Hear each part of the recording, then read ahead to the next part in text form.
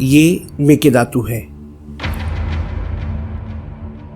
बेंगलोर से लगभग 110 किलोमीटर दूर कनकपुरा की तरफ, वह स्थान जहां कावेरी और अर्कावती नदियां मिलती हैं।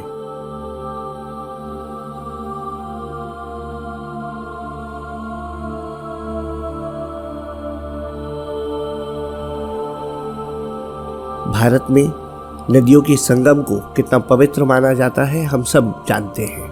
साथ ही कावेरी की नदी घाटी परंपरा अपने आप में बहुत कुछ कहती है।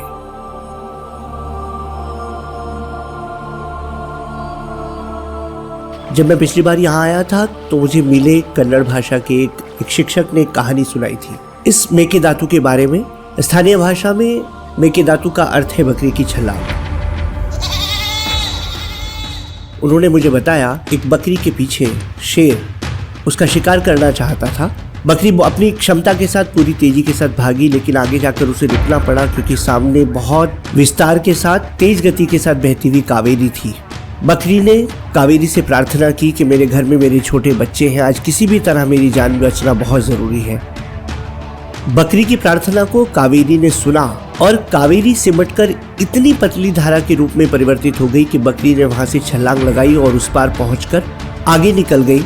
शेर ने जब यह सब कुछ देखा तो वह विस्मित रह गया और वहां खड़ा रह गया। कहते हैं कि तभी से कावेरी इस स्थान में आकर इतनी संकरी हो गई है कि लगता ही नहीं कि कावेरी जैसी विस्तृत नदी इतने संकरे मार्ग में भी बह सकती है। प्रकृति अपने निखर रूप में जब हमारे सामने आती है तो इस तरह के बहुत सारे आश्चर्य हमारे सामने खड़े हो जाते हैं। मेकेदातु उसी में से एक है।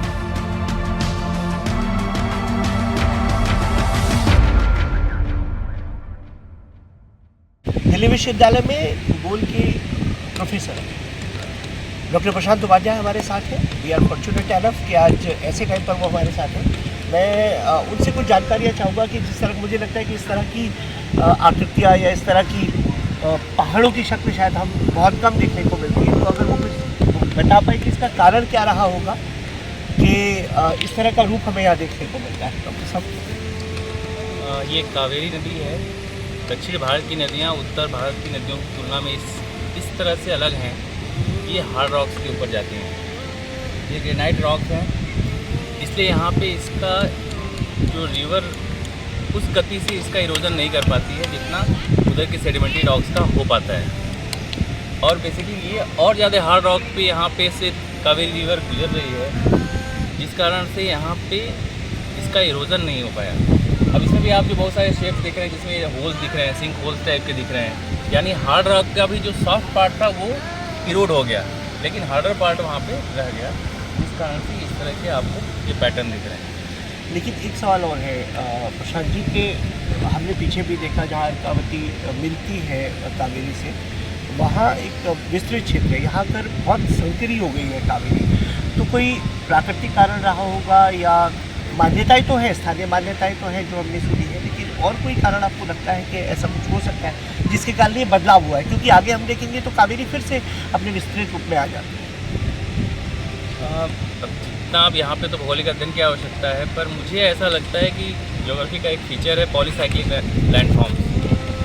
रिवर जब आगे चलती है, बाद में अगर कभी जियोलॉजिकल टाइम में कभी यहाँ पे अपलिफ्टमेंट हुआ, हो सकता है कि पहले वाला पार्ट जो ऐसा था कि वो थोड़ा नीचे रह गया, यहाँ पे चीज़ें रिवर पहले से थी, लैंडफॉर्म जो है बाद में अपलिफ्ट हुए तो इसको रिवर ने काटना शुरू किया, इसलिए इनको ये रिजुनेटेड लैंडफॉर्म्स होते हैं।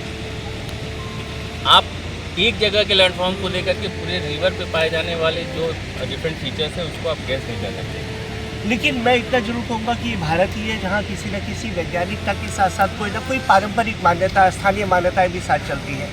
और इस कहानी को जो मैंने आपको सुनाई उसको स्थानीय लोग बहुत श्रद्धा के साथ सुनाते हैं कि ईश्वर की कृपा से कुछ भी हो सकता है। और शायद देखिए, एक बकरी की प्रार्थना को मानकर कावेरी संकरी हो गई है, स्थानीय मान्यता है। इसीलिए हमने नदियों को अपनी परंपरा में माँ माना है और उसकी सहृदयता का, उसकी ममत्व का छोटा सा उदाहरण, ये कहानी भी है जो अभी मैंने आपके साथ